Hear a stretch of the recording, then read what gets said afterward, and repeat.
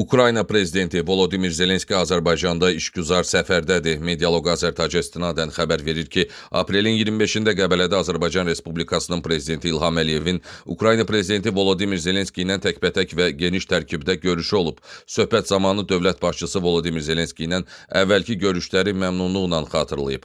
Ukrayna prezidentinin ölkəmizə bu səfərinin ikitərəfli əməkdaşlıq məsələlərinin müzakirəsi üçün yaxşı imkan yaradacağına əminliyini bildirib.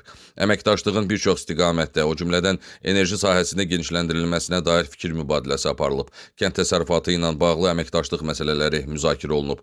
Hökumətlərarası komissiyanın fəaliyyətinə toxunulub.